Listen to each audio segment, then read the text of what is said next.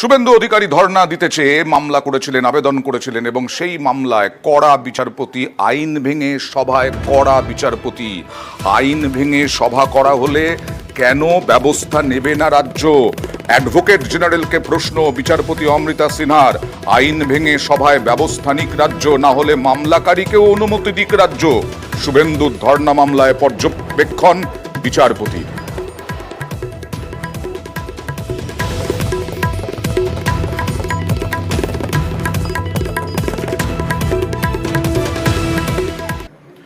Target 26-এ বিধানসভার vote, আর সেই লক্ষ্যে লোকসভা ভোটে যে সমস্ত জায়গায় হেরো নেতা যাদের দায়িত্ব ছিল লোকসভার ভোটে তাদেরকে সরিয়ে ফেলছে তৃণমূল, একেবারে উত্তরবঙ্গ থেকে দক্ষিণবঙ্গ। দেখুন,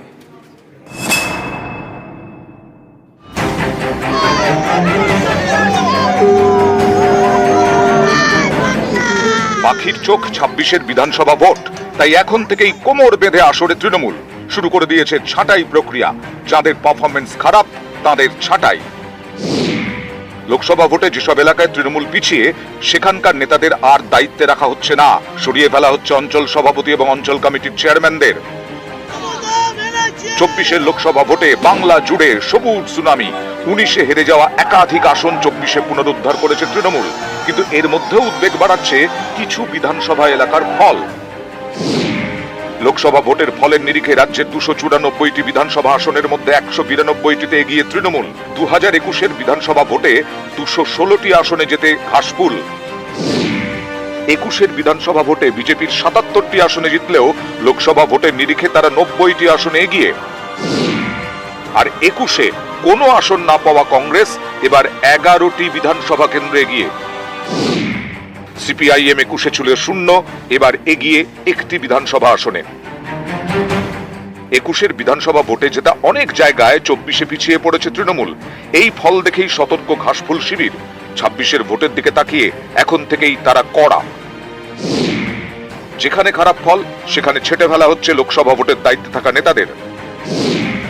অঞ্চল স্তরে নেতাদের ব্যাপক রদবদল করা হচ্ছে, কারণ এই তৃণমূল স্তরের নেতাদের ওপরেই বুথের ফল নির্ভর করে।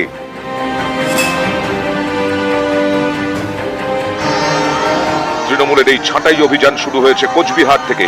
এই কোচবিহার আসনটি এবার বিজেপির থেকে ছিনিয়ে নিয়েছে তৃণমূল, কিন্তু 3টি বিধানসভা আসনে টেক্কা দিয়েছে বিজেপি। এই কোচবিহারের দায়িত্বে থাকা তৃণমূল স্তরের নেতাদের সরানোর প্রক্রিয়া শুরু হয়েছে। ধাপে ধাপে বাংলা জুড়ে এই রদবদল চলবে।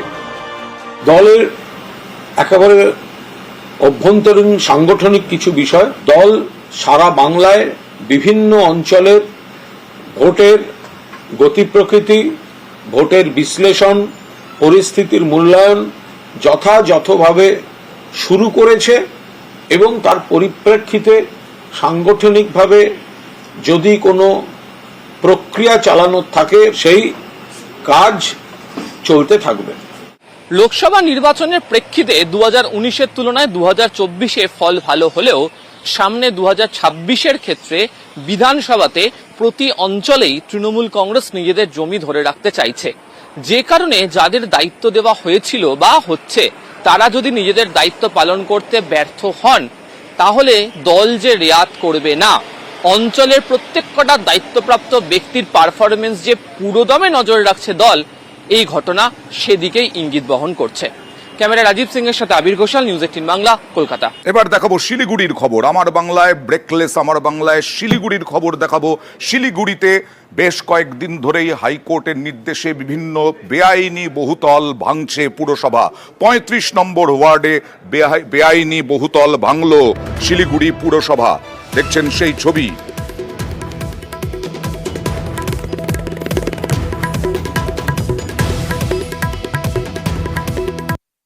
অবৈধ নির্মাণের জায়গা পরিণত করেছে, সেই জায়গা থেকে আমরা নতুন কোনো বিল্ডিংকে আমরা অ্যালাউ করব না।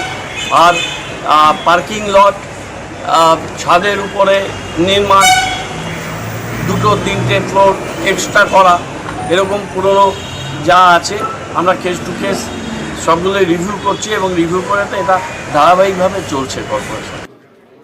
আমার বাংলা এবার চলে যাব বোলপুরে। বোলপুরে 22 বিঘা পাট্টা জমি সেটা দখলের অভিযোগ, এবং সেই জমি দখল করে একের পর এক আবাসন, বোলপুরে আবাসন তৈরিতে মাফিয়া দৌরাত্ম্য, প্রাণনাশের হুমকি দিয়ে জমি দখলের অভিযোগ, নামমাত্র টাকা দিয়ে জমি দখলের অভিযোগ, ডিএম এর কাছে লিখিত অভিযোগ জমিহারাদের।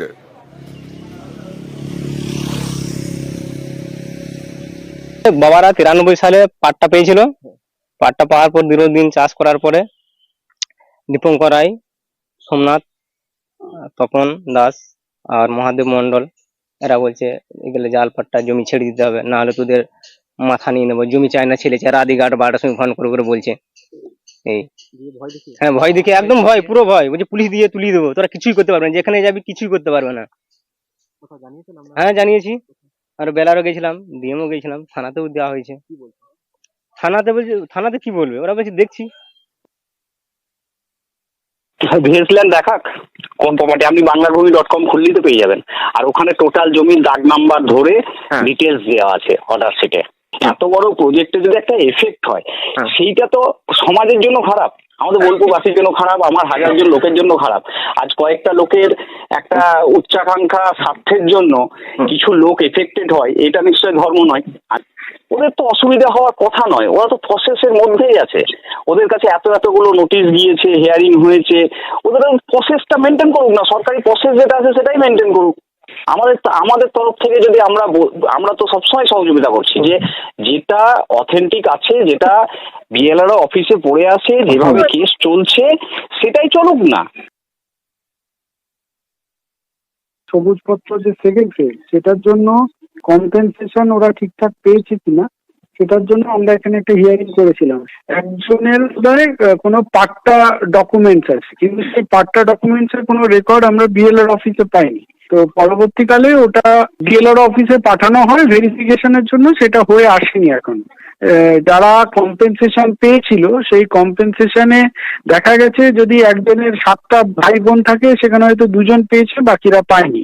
তো সেটাও আমরা সঠিক করে ওদেরকে আবার সবাইকে কম্পেনসেশন দিয়ে কেসটা আবার পুট আপ করতে বলা হয়েছে।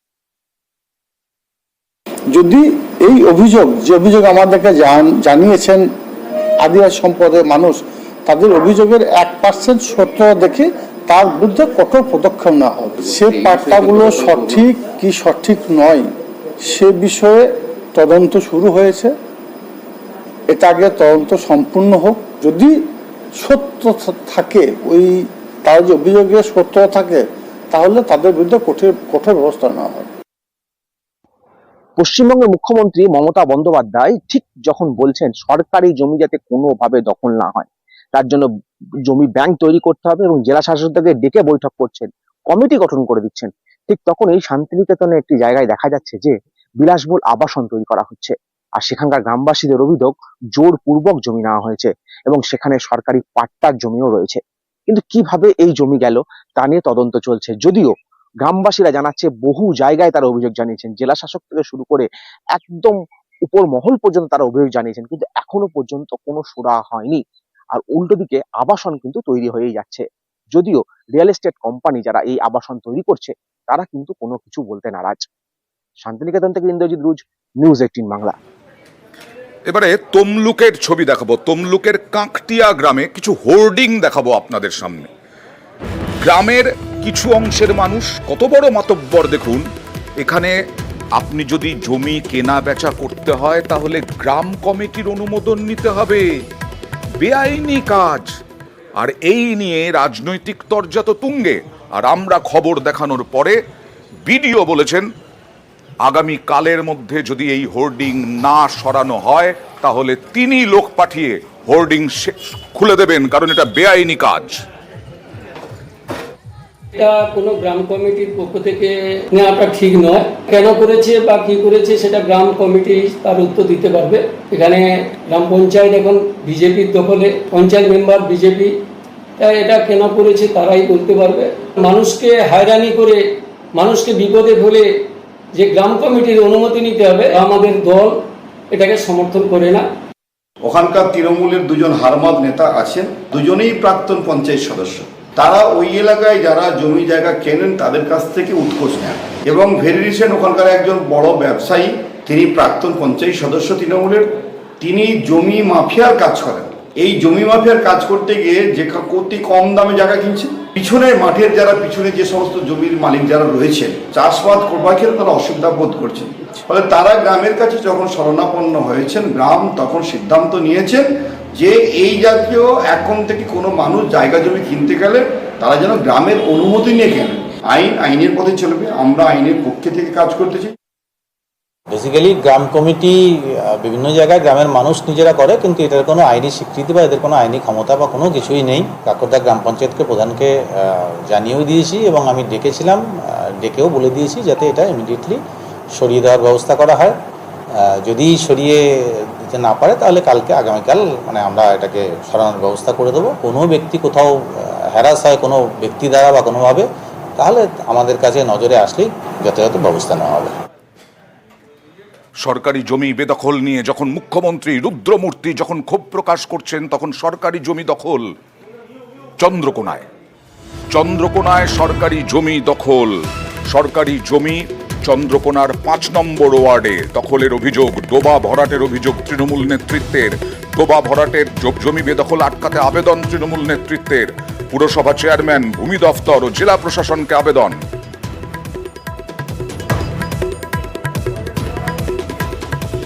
সরকারি জায়গা আমার দখল নেই, এটা আমার লিজ, 30 ইয়ার্সের লিজ।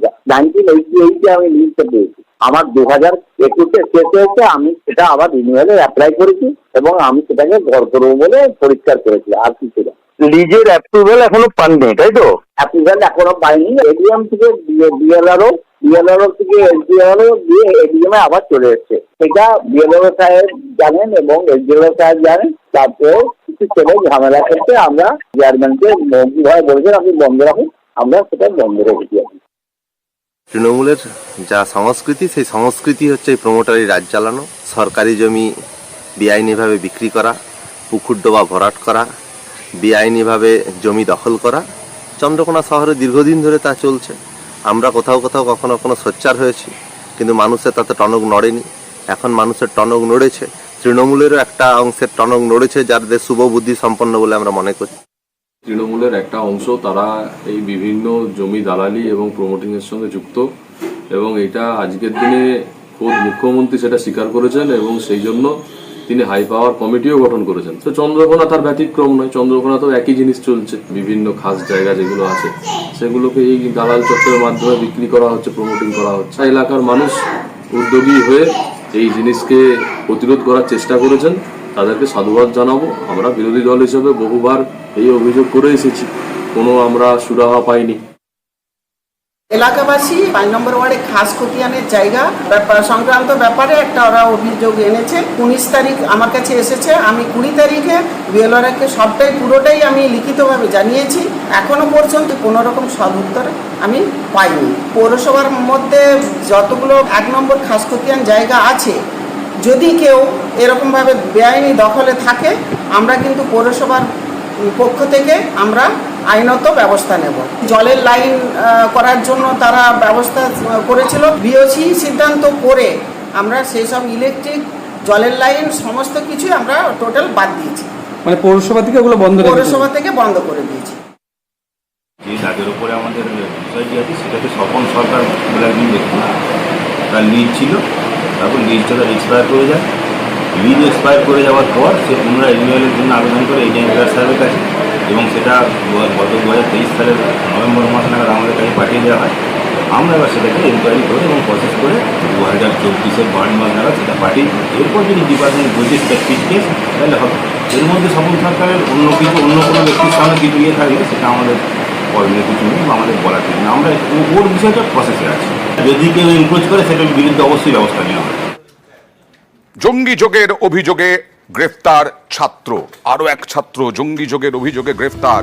হাওড়া স্টেশন থেকে গ্রেফতার হারেজ শেখ, কম্পিউটার সায়েন্সে 3য় বর্ষের ছাত্র এই হারেজ। জঙ্গি লিঙ্কম্যান সন্দেহে গ্রেফতার এসটিএফ এ। রবিবার কাঁকসায় জঙ্গি যোগের অভিযোগে গ্রেফতার হাবিবুলকে জেরা করে হদিশ হারেজ শেখের। হারেজের 14 দিনের পুলিশ হেফাজতের নির্দেশ দুর্গাপুর মহকুমা আদালতের।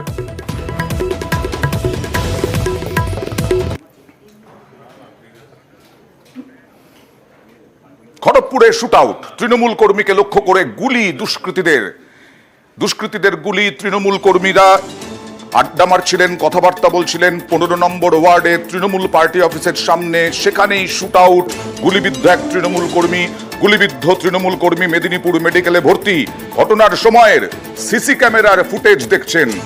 ঘটনার সময় দেখুন 15 নম্বর ওয়ার্ডে বাইকে এসে কয়েকজন দুষ্কৃতী একেবারে বলা যায় পয়েন্ট ব্ল্যাঙ্ক রেঞ্জ থেকে গুলি ছুঁড়ল।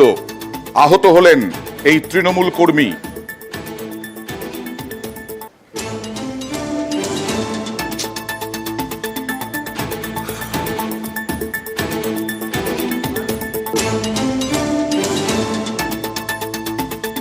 খড়গপুরে আজকে দুপুরে যে গুলি চালানোর ঘটনা ঘটেছে, পুলিশ প্রশাসন সেটা তদন্ত করে দেখছে এর পিছনে কি কারণ আছে।